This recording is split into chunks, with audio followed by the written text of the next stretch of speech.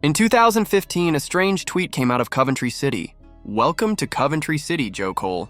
Yes, the actual Joe Cole. Seriously, Joe Cole. The real Joe Cole. It felt surreal, almost like parody, because this wasn't just some journeyman midfielder rolling into League One. This was Joe Cole, the boy once compared to South American magicians. The boy Galvão Bueno, Brazil's most famous commentator, praised mid-game, saying Cole played with a samba soul that England had never known. This was the wonderkid who at 15 had British newspapers whispering he was earning more than the Prime Minister. He was hype personified, the prototype English prodigy. And yet somehow, that story ended with a third-tier club's tongue-in-cheek announcement. Joe Cole's rise began in the most unlikely way. His father wasn't even a football man. Didn't know his son could play until West Ham scouts came calling. One Sunday league match, Harry Redknapp showed up, watched a 12-year-old run rings around grown men, and could only mutter, "Bloody hell, where's his dad?" Within a few years, Cole was training with the first team, fearlessly running at Neil Razor Ruddock, one of the hardest men in the game. The senior pros called him the Conjurer. He made the ball disappear. At 15, rumors swirled that he was earning £5,000 a week. He denied it, hated the lies, but perception became reality. Even his teachers turned bitter, sniping at him in class. Yet the truth was simple. If Cole had asked Redknapp for 30 grand a week, he would have handed it over. That was how much promise was in this kid. His first major showcase came against Spain for England's youth side. He scored 7 in an 8-1 demolition. 7. Sir Alex Ferguson couldn't stop asking Redknapp about him, finally offering £10 million for a 16-year-old.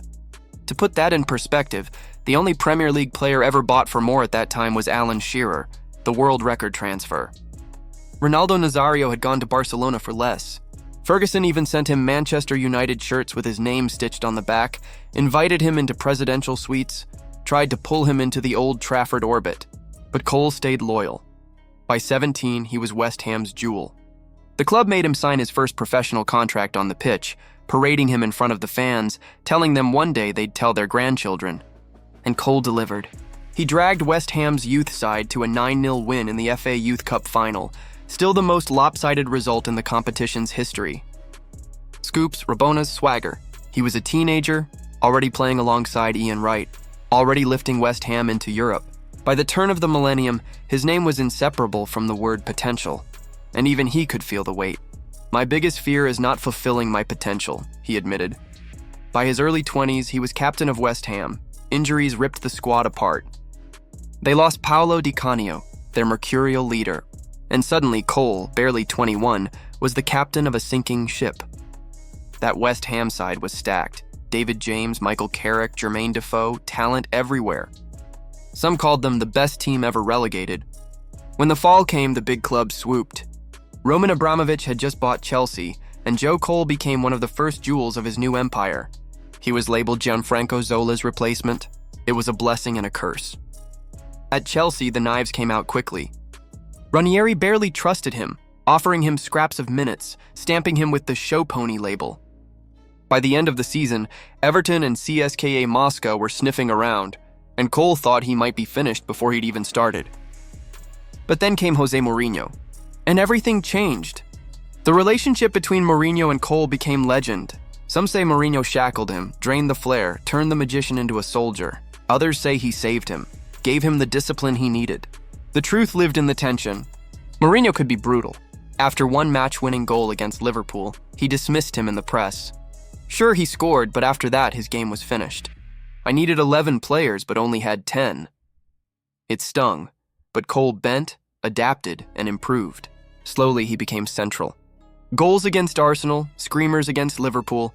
Pelé himself declared Cole the only Englishman who would fit into Brazil's national team. In 2006, against Manchester United, Cole scored a dazzling solo goal to clinch the title. That season, he was in the PFA Team of the Year.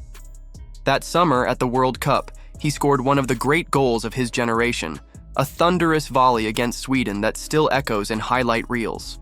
He earned a Ballon d'Or nomination. For a moment, the prophecy was alive. But football is cruel. Injuries started to pile up. An ACL tear in an FA Cup match against third-tier Southend kept him out 8 months. By the time he returned, Chelsea had moved on. Carlo Ancelotti wasn't interested. Abramovich's money was flooding the club, and Cole was no longer essential. He left Chelsea on a free, John Terry publicly furious at the decision. Liverpool pounced. Steven Gerrard gushed that Cole could do what Messi could, if not better. Arjen Robben called the new Liverpool front three of Torres, Gerrard, and Cole the best in Europe. The hype machine roared back to life, but the dream collapsed instantly. Sent off on his league debut. Missed a penalty in his second game. Roy Hodgson claimed he'd been forced on him by the board. Ownership shifted. Brendan Rodgers eventually arrived and paid him off to leave. In between, Cole had gone to Lille on loan, playing alongside Eden Hazard and Dimitri Payet, briefly reborn in France, dazzling again, making defenders dance, scoring his first hat trick. For a year, it looked like he'd found peace. But Rodgers pulled him back to England against his will, only to cast him aside. From there, the spiral quickened.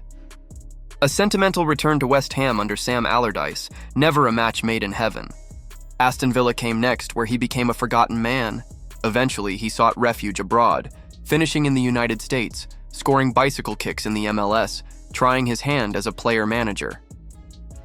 Looking back, the story feels Shakespearean. A boy hailed as England's answer to Brazil's artistry, a prodigy burdened by expectation before he was even grown, a career that swung between dazzling highs and heartbreaking lows. Some blame Mourinho for taming him, some blame injuries. Some blame the suffocating weight of being the English wonderkid in an era that didn't know what to do with flair. And so, when Coventry tweeted their tongue-in-cheek welcome in 2015, it felt almost too perfect. The real Joe Cole. A reminder of what he was, what he could have been, and what he never fully became. Some say he was just born in the wrong country. But for those who watched him at his peak, even if just for flashes, Joe Cole will always be remembered as the conjurer. The magician who, for a brief moment, made England believe it had found its own Brazilian.